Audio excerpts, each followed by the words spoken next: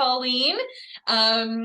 This is our Legacy Builders Unleashed video series, and we are here to talk about the legacies that as entrepreneurs and business owners, we have the opportunity to create and just cascade that impact beyond our immediate selves and our immediate organizations that are near and dear to us. So I am very excited to have you here today. And our focus for this conversation is really all about silencing the distractions. And as entrepreneurs and business owners, no shortage of things that can consume our attention. So for people who have not had the chance to meet you, this is my friend Colleen Pound. She is, I would say, a serial entrepreneur, just starting. Now, is it your third business? Yeah, that's right. Awesome. Yeah. Procure, and she'll have the opportunity to share a little bit more about that. But maybe by way of introduction and getting started, you could give everybody just a quick glimpse into your journey to being an entrepreneur. How did you land here? Sure. Well, number one, so nice to see you, and thanks for the invitation. It's been, a little too long for us to get together, so appreciate the opportunity to connect virtually, and also look forward to doing that in person again soon. And I think have entrepreneur in my blood. My dad was an entrepreneur, always had multiple businesses going, and so had early exposure to entrepreneur and founder free labor that children often perform for their parents, and then really started my own entrepreneurial journey in 2002 when I left industry to start my first professional services firm, which was really focused on corporate turnarounds, transformations, and heavy buy-side acquisition integration. So a lot of strategy leadership change there. I had my second startup 2008, 2010, right around there, which was a women's clothing line. And we were about 10 years too soon for that. And I love seeing that kind of come full circle and come back around. And then recently handed in my laptop at a Big Four at the end of February to embark on this amazing journey of building my third startup, first tech startup, a third startup. And just super excited to be here. And thanks so much for the invitation. Well, awesome. Thank you. I'm not sure I actually knew there was a women's clothing line in there. That was new. Yeah, it was for women 30 to 55, sizes 12 and up. And it was a bridge wear. Kind of that $200 to $500 range. And really, it was born out of my own demographic challenges in that I couldn't find anything that I wanted to wear that wasn't $1 gazillion, or that wasn't, as I said, it wasn't flammable. So it was either bar star wear for people who are wearing lots of polyester, or pants with elastic waistbands, and nothing in between. So I did that for about 2 years while I was running my existing company, which is probably the first time I would say I really experienced what true burnout looks like when you're building a second startup, like on top of your existing company, and wow, self-funding the entire time. So yeah. Oh my goodness. Okay. Well, so how I'd love to start our conversation, which I think this is an amazing segue. So as a leader, you've seen leadership from a bunch of different realms in big corporate startups, tech startups. How do you think leaders can foster a culture of focus and productivity? I think focus and productivity is an individual. It's very much individual, because it's how you learn, how you work, what your environment is. And so I'm very outcomes and objectives driven. So I always like to start with what the outcomes and objectives are and then work backwards. From a leadership perspective, I think being clear around alignment of what those goals are and who you need to involve in order to get the best possible work product and the best possible outcome. That's really the focus for me. I don't care as much about the how. I welcome the increased focus on workforce flexibility and remote work and working when you want, the way you want. Freedom is a core value of mine, to be able to work, who you want to work with, where you want to work, when you want to work, the type of work you want to do. And I think that that's becoming increasingly noticed in mainstream workforce that freedom and flexibility are key to retaining the workforce of the future. And so I do think productivity can be very individually focused, and I think it can also change over time. What was helpful for me to be productive and focused earlier in my career is maybe different than what it is now. And I certainly remember, and this is actually something that stayed the same, is that when I have like a really big deliverable or a really important milestone to achieve, I like to kind of shut the world out. No immediate interaction distractions. Whether it's, I used to take myself to Banff or Canmore, Kananaskis for a couple days and lock myself away. I mean, that's how I studied for my MBA and as well. Like so I like to kind of lock out like drive out a chunk of work and then really be able to focus. Because I also think in focus, you need that space and creativity as well. And if you're simply focused on being an assembly line and pushing things through, then you're maybe not giving yourself enough think time. And I think think time is actually part of productivity and focus. That's an interesting concept. I know certainly I've heard and have had the opportunity to work with a number of clients that are very intentional about allowing that 20%, pick your number. It seems like, 80% focused on, okay, this is the deliverable for whatever your role is, but allowing that flex time to be creative, create the space for new ideas to come, where if we're at maximum capacity, we're in survival mode all the time. And then innovation doesn't happen. Creativity doesn't happen. So it's interesting that you bring that up. Are you seeing that become more and more a part of mainstream work culture? I think in theory, yes, people understand and appreciate the need for it. I don't know how well that's translated into practice. I think it depends on industry, size of organization, and to your point, culture. I definitely think that people intellectually understand the value. It's just, do they have the discipline and the rigor to create the space for that in a meaningful way? Because I think there's multiple levels of needing to do that. I think it's on an individual level. I think it's on a team level, on a business unit level, on an executive, right? There's a bunch of different configurations into how creative thinking and having that space to stress test your own ideas, to stress test others, really comes into play. And I mean, don't get me wrong, I love having lots going on. In fact, if I don't have enough going on, I get bored.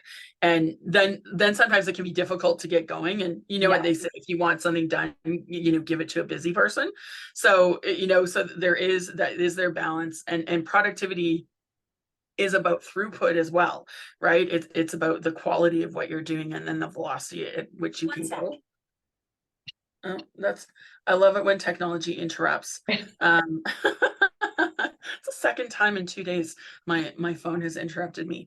And I also, like, when you're thinking about productivity, I also like to start with the big picture in mind. Like I mentioned, like, what are the end goals and outcomes, and then work backwards to figure out what's the most efficient way and what's the likely way to be successful in all of that, right? And I think that that's important as well, because if you just start with your head down, then you always end up chasing the puck around the ice, as opposed to lifting your head up and really seeing where the goal is. Like, I like to help people, so it can be easy to get jam-packed and feel like I'm not getting enough time, whether it's, work, mentoring, volunteering, board work, family, time with friends. Like, we all have a lot of competing priorities. And so I think being able to identify what values are most important to you and how you prioritize or triage those is really important. On Sundays for me, like, I review my calendar and I look at all the things that I need to get done, and I high grade 3 things that I need to get done every week. And those are my focus. So if I don't get done those 3 things till Friday at noon, then I'm not working on anything else. But if I get done those 3 things Monday, Tuesday, Wednesday, then that creates a space for me to do those other things. And also create some freedom and flexibility in saying, okay, like, you've actually been very productive early on in the week. So that gives you an opportunity to reprioritize maybe some other things that you had said were important but not urgent, right? Those kind of things. So yeah, I would also say, like, I know this is a long run-on answer, but when I high grade what the priorities are, I also go through and see what I don't have to do, or Hmm. what someone else might be better able or better in a position to do. Or maybe if it's me that needs to do it, sometimes I just need to push things out. Yeah, my personality is like, get it in, get it done, get it out. And sometimes that can be very effective, and sometimes you end up giving some things urgency that don't necessarily deserve that kind of urgency. And so, you have to balance that. I also think, like, I'm really good with setting boundaries, and I believe no is a complete sentence. And I know from my coaching and mentoring that a lot of people sometimes struggle with either or both of those concepts. And so, in fact, I would say everyone I've ever coached has struggled with boundaries. Yeah, so true. Well, I think every single person at some point in life, whether if you're not struggling with them currently, you have in the past and have had someone coach you to Yeah. get clear on what those boundaries are and how do you hold true to them. Exactly. And I don't know if you've read this book. It's a great book called Essentialism. And I read it a couple of years ago, actually during COVID, and it was a great refresher on many of the habits that I have had or do have and maybe forgot about. And so it was just a great refresher on, a reminder about when you think about what's essential, what is truly essential, and then how do you kind of narrow in that focus that way. Ah, interesting. I have not read that. I will add that to my reading list. I'm Yeah. always looking for good books, especially honestly when we do family holidays, like that Yeah. is my reading time for just like pleasure reading, right? Take a book or two while in airports or sitting by the pool, whatever it might be, just soak it all up. So that's awesome. So hey, you mentioned a lot about goal setting and getting really clear on what I'm adding my language here, but what success looks like and in what timeline. What type of methodology or rigor do you use when you embark on goal setting? What does that look like for you? Yeah, well, I think so what precedes goal setting for me is a focus with everyone being on the same page. So alignment about what that goal is. Mm, Do we all agree? Do we know what it looks like, feels like, tastes like, all those kind of things? And then roles and responsibilities are mm, really important. yeah. So everyone knows what's going on in the team, what can they reasonably expect from one another and from me. Um, an example of that is like when we kick off a project, I like to have a good meeting at the start where everyone can ask questions in the effort of understanding and kind of getting on the same page. And to be clear, like, that doesn't always mean we have the answers, right? Like a lot of time you don't always have the answers at the beginning, and that's okay. But then you flag it as a question, and if necessary, then you assign someone to kind of go figure that out and when. And so from there, it's really around expectation setting on how much effort is someone going to put into something. Like, I may think that something should take 5 minutes, and someone else thinks that it takes 5 hours. So we should have a conversation about what's required, how long is it going to take, how important is it to what we're trying to achieve, and then adjust accordingly. And sometimes it's an understanding gap or a knowledge gap or a skills gap, or just a fundamental complete misunderstanding about what we're going to use Mhm. XYZ for. And so, like, on that strategy and execution piece, I don't want to overthink, but because we also just want to hurry up and get Yeah. started, Yeah. right? And so, yeah, like that's kind of what I would call, from a project management perspective, the SMART methodology from Francis Hartman is like very stakeholder aligned, and the traditional project management of like plan to fail or fail to plan kind of thing, right? So the planning thing, I think, is really important. Um, and then I actually don't I think, one of the great misconceptions about productivity is that leaders are in the best position to pick those productivity measures.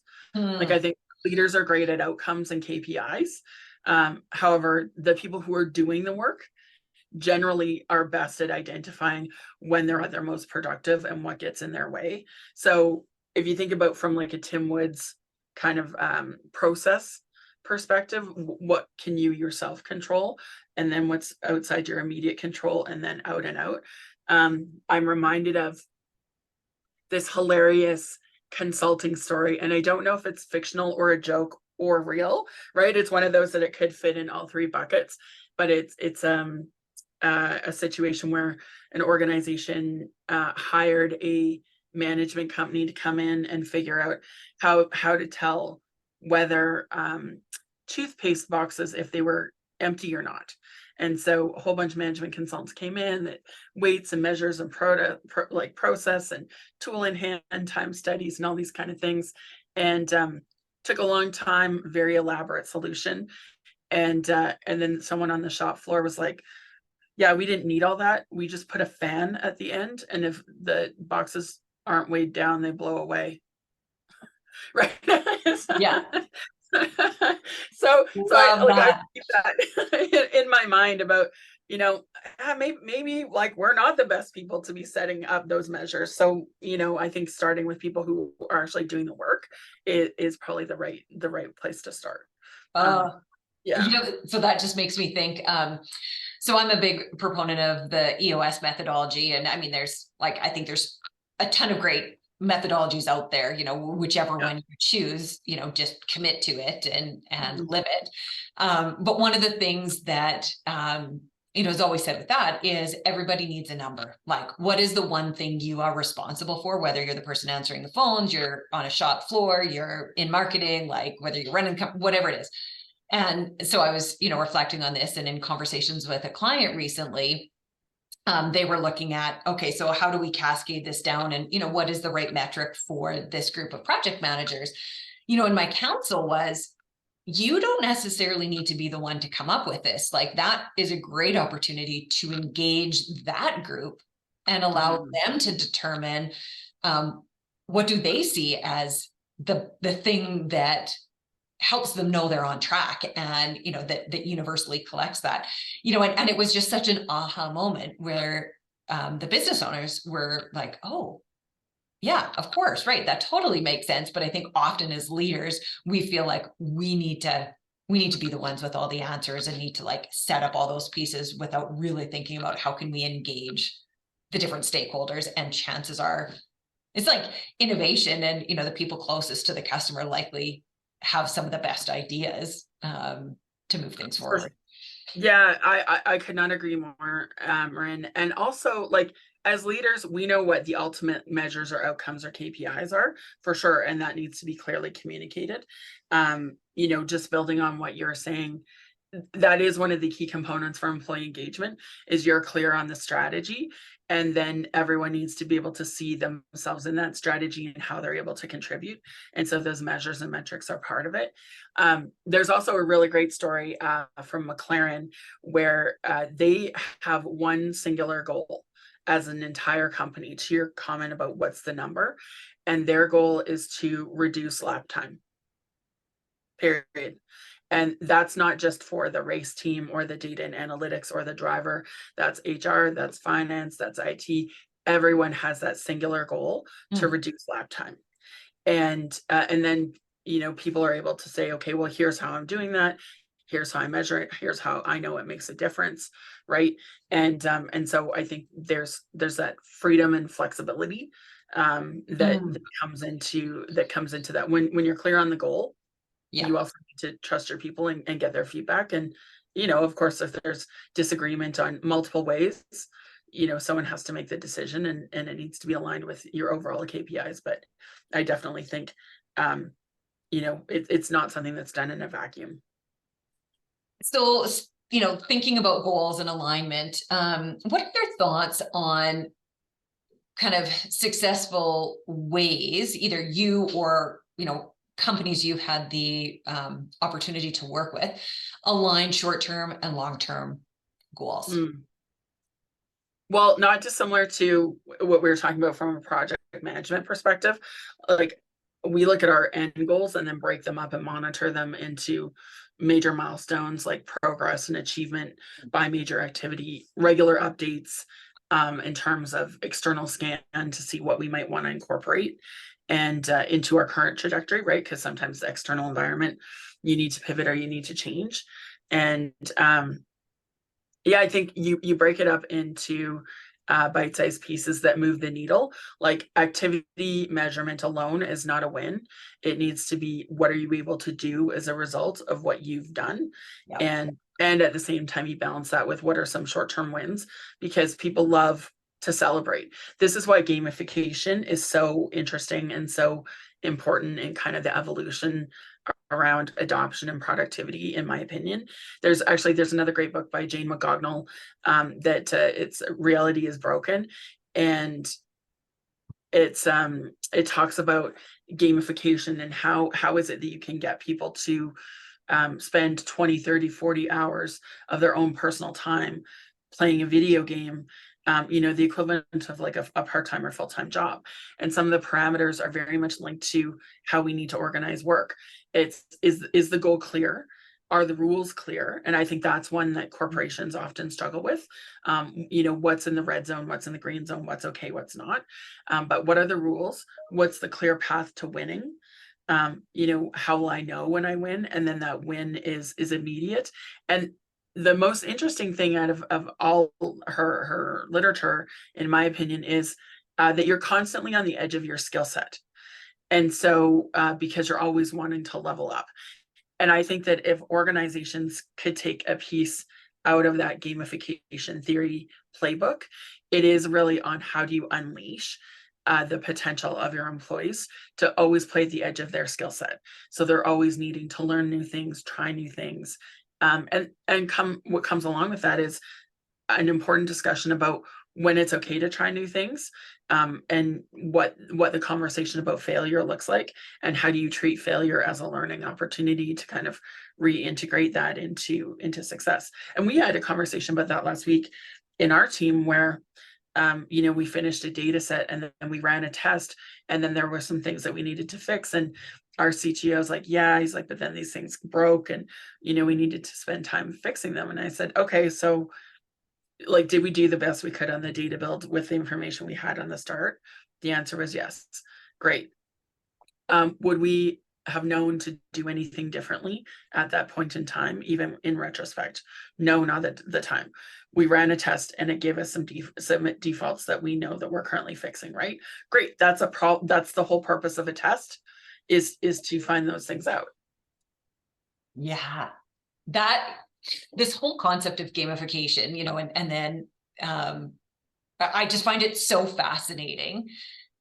And it seems like there are very few companies embracing it, maybe outside of the technology sector, or really even understanding that the culture, really sets the tone of what growth can look like, what innovation can look like. The number of conversations that I hear of, okay, how are we going to propel innovation? Well, we're going to put an idea box out.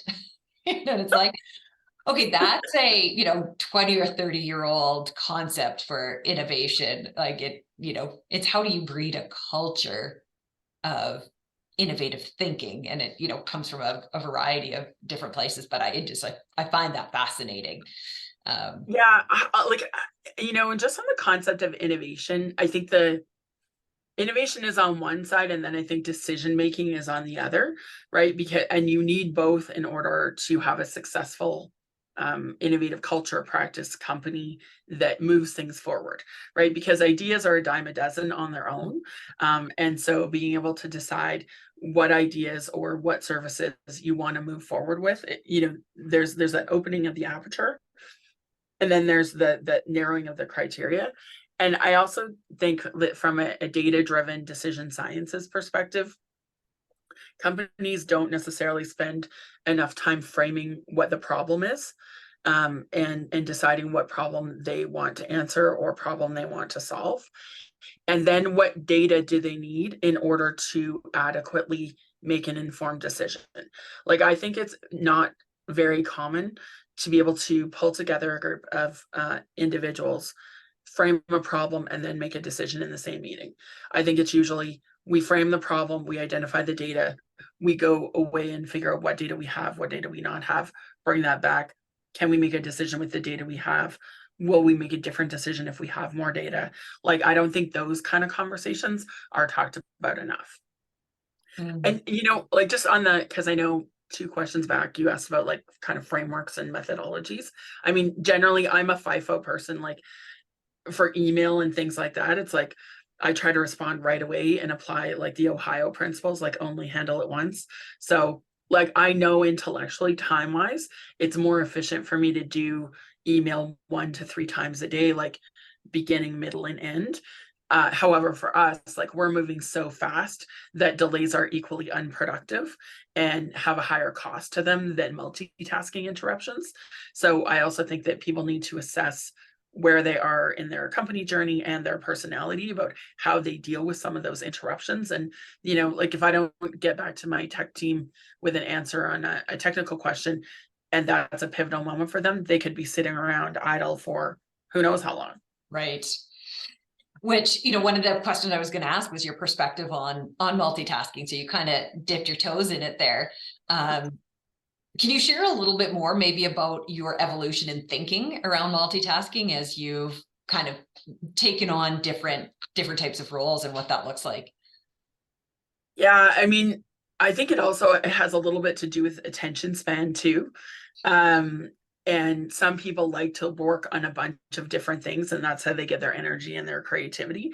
So I think part of it is what's your role, and if your role is to do something that requires intense scrutiny, detailed work, the propensity or tolerance for errors, I think that definitely impacts and influences, how well you like to multitask. I remember working with a team where the multitasking in particular came up as a source of consternation between 2 very senior colleagues, because one was very sales and marketing driven and would always pop by the tech person's office and be like, hey, want to chat for a couple minutes, and then ask a question or, bring an idea forward. And the person was working, would be interrupted, stop and just say, yes, sure, to get them out of their office. And then the next day, that person would send like a page-long email about all the reasons why it wouldn't work. And so it led to a lot of frustration, because one person saying, hey, I'm coming to you to have a conversation so that we can go back and forth and iterate on this idea. And I thought when I left, I had your agreement and your commitment to move forward. And the other person is saying, well, you interrupted me. You didn't ask if now was a good time. I wasn't prepared to have that conversation. My head wasn't in the game. I'm a processor and I need time to think through all the different implications of what you brought up meant. And so, it was equally frustrating on both sides. So that's an example of someone else. I mean, for me, multitasking, I like to know what I need to get done.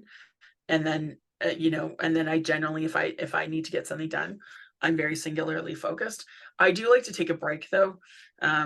Even in the focus, to get up, wander around. Like because I used to have this, like earlier in my career, I would just put in long hours. Like I worked 17 hours a day for like 4 years.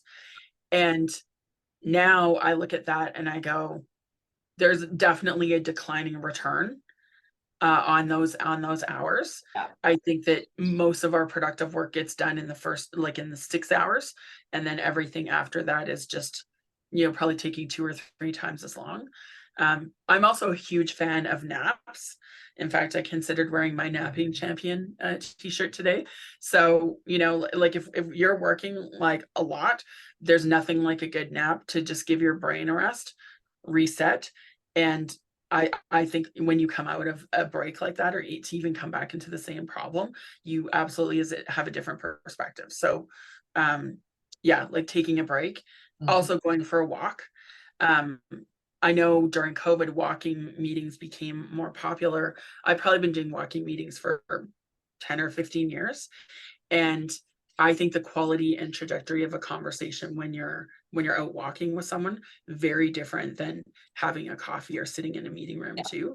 So I think it accesses a different part of the brain and also sets a different context and different tone.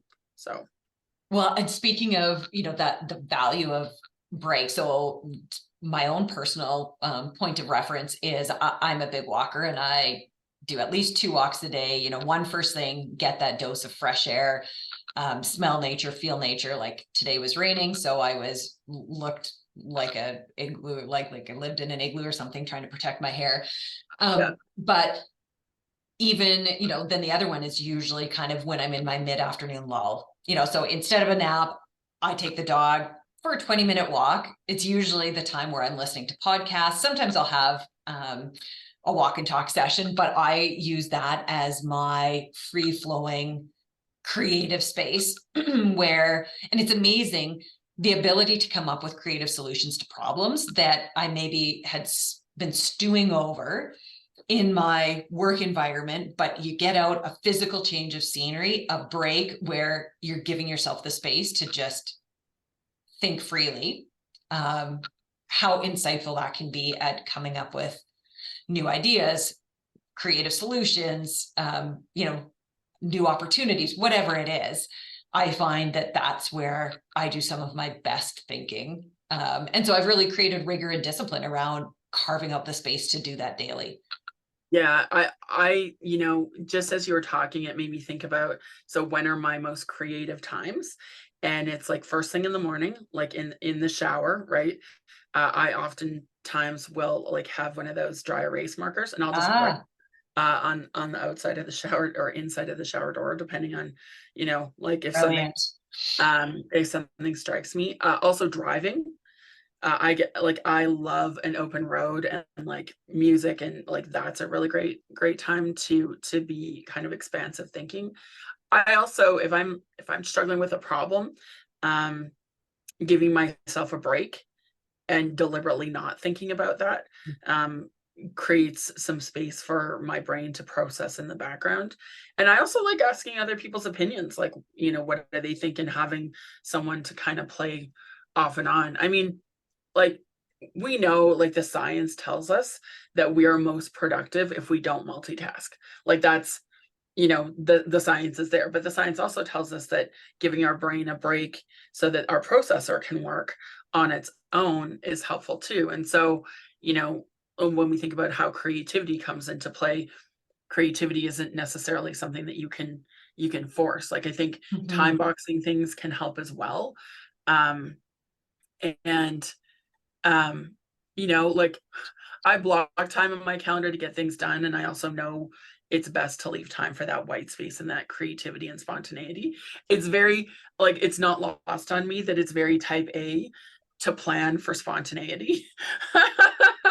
I'm with However, you yeah, 100% on yeah, that. there you go. Like, yes, it's like we will be creative from 3:15 to 3:45, or whatever it is. It doesn't always shake out like that, but at least, you kind of have an eye to the future. So, Oh, totally. Well, talking about multitasking, one thing that I've done recently, and it's very minor, but like I've always been a person, an email comes in, I want to respond to it right away. But in today's world, we get so much junk email, whether it's through LinkedIn or direct emails or whatever it is, that I have turned during the workday, all my notifications are off. My phone doesn't buzz. I don't ding when I get an email. I don't have it set up so that text messages show up on my screen or, any other type of communication. So I find that then when I need that break, I can just look at my email. Okay, these are the 5 that I need to respond to right away. These other 15, I'll deal with them later. But then it's not like, oh, squirrel, and when I'm mid thought, at least I'm being intentional about, I'm choosing to shift focus for a short stint. yes, and well, on our team, we use Slack as a channel to dump ideas in, and then folks can go in there when they have time, right? Like, we have kind of a commitment that we'll go in 2 or 3 times a day. Yeah. And also, if you need something that's time sensitive, call us. And that allows some of the respect for individual working styles to kind of work, because I'm not coding. So if I call a coder in the middle of them doing something, I'm actually increasing our risk of creating errors and setting them kind of off their game. similarly, like I got a call on the way to a customer meeting today, and I was like, yeah, like now's not a good time. So it also, you also need to be able to have the permission to say, right now doesn't work for me.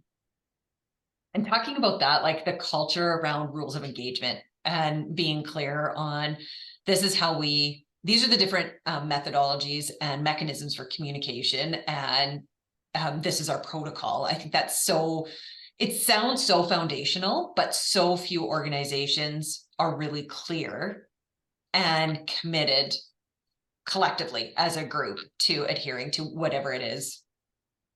Yeah, well, it reminds me of that, the facts around cultural failure, like cultural transition failures.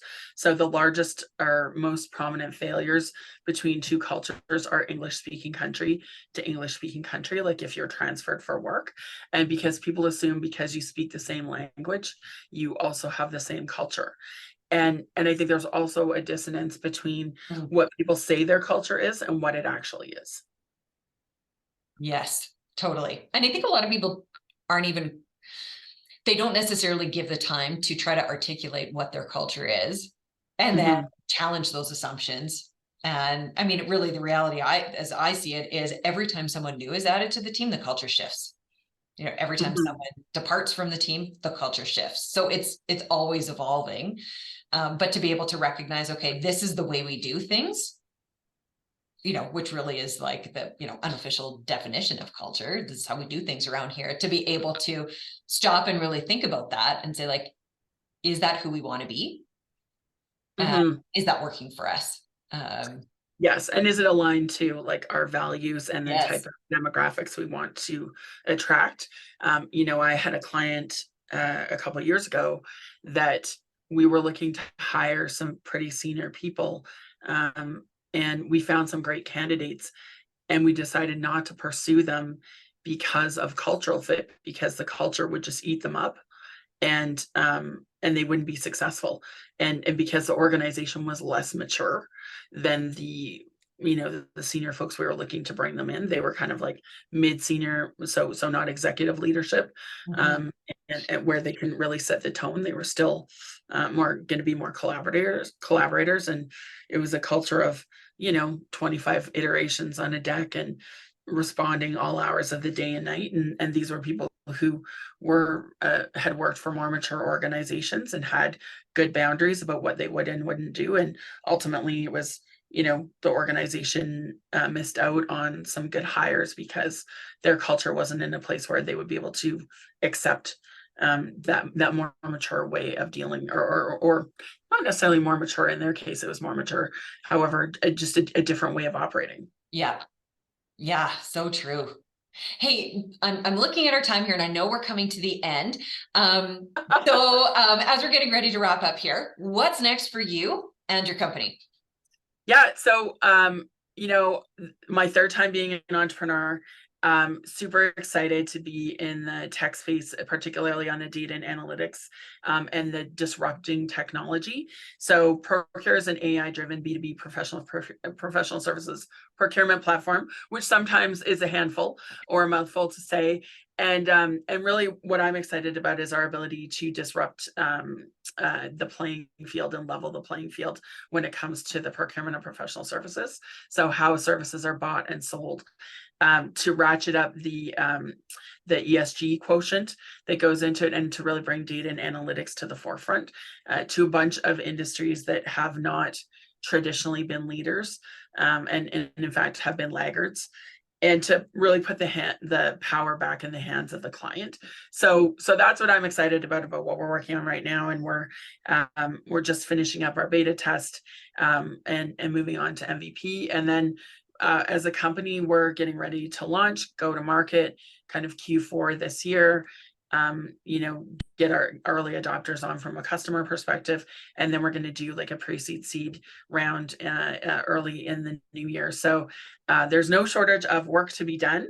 And this conversation around productivity and focus is very timely, because the team and I have an offsite coming up next week where we're continuing to iterate on what's our priorities, how do we time box things, how do we make sure that everyone's being most efficient, because at the end of the day, our scarcest resource is time, and so we need to be able to be thoughtful about how we spend that precious resource, and productivity and focus are a key component of that conversation. Oh my goodness. I'm just like in awe of all of these major things. Like they all sound gigantic in terms of what you have coming up. So kudos to you. Okay, final question. What is one piece of advice you wish you knew earlier? Around productivity and focus, or just in general? I mean, just in general. It could be around productivity and focus, but could be anything business related. I think there is no greater talent than self-awareness, and no greater gift than constructive feedback. And, you know, I've worked with an incredible amount of leaders over my career, and like self-awareness on its own isn't enough. I feel like you need to be able to work with it and do something with it. The same thing with feedback.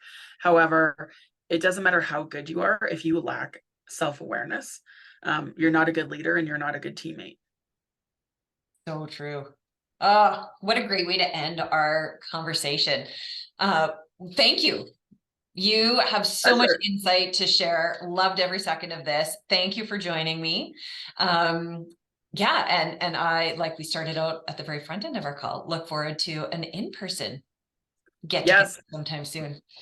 You know, like, this is a great conversation, and has, you know, even preparing for this call, lots of things brought to the forefront, and we could talk for hours and hours, as you know we do. Really appreciate the opportunity, and congratulations on launching this series. You know, the people that you're interviewing, I can't wait to hear their episodes, and learn, you know, what they're up to and what they have to say, and how we can incorporate those learnings into what we're doing as well. So thanks again for the invitation, and a great chat as always, and we'll see you soon. Sounds awesome.